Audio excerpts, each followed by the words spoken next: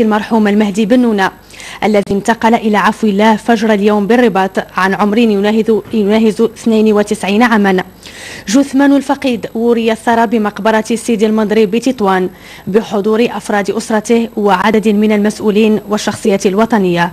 ياسين كويندي وأمين بالكوري. في موكب جنائزي مهيب شيع أصدقاء وأبناء مدينة تطوان جثمان الفقيد المهدي بن نونة الذي وري الثرى بمقبرة باب المقابر.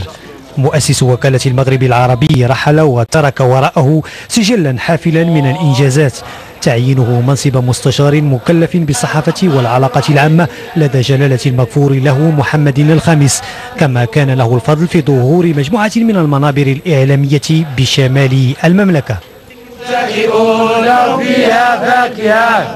أولا أول مغربي درس الصحافة في كلية الصحافة في القاهرة. هو السلمدي هو القلم ديالو يقول لك يعرف الإنجليزية والإسبانية والفرنسوية واللغة ديالو. طبعا وضعنا فيه احنا كأسرة كعائلة كمدينة، ولكن ضعوا فيه أظن المغاربة. الفقيد المهدي بن نونة الذي رحل عن سنه 92 تميز بمواقفه الإنسانية التي قادته في سنة 1960 إلى رئاسة الهلال الأحمر المغربي، وتولى منصب الخازن العام للاتحاد الدولي لجمعيات الصليب الأحمر سنة 1985.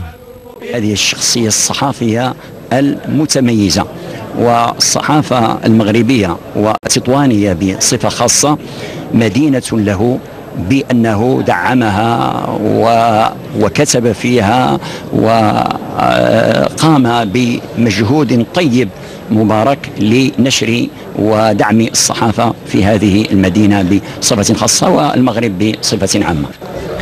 الإعلامي والأديب الفقيد المهدي بن نونة كانت له أيضا العديد من المؤلفات الأدبية الصادرة باللغة الإنجليزية والعربية، وآخر مؤلفاته المغرب السنوات الحرجة. هذا المؤلف نشر سنة 1989. رحل بن نونة وستظل إنجازاته علامة فارقة في سجل المغرب المعاصر.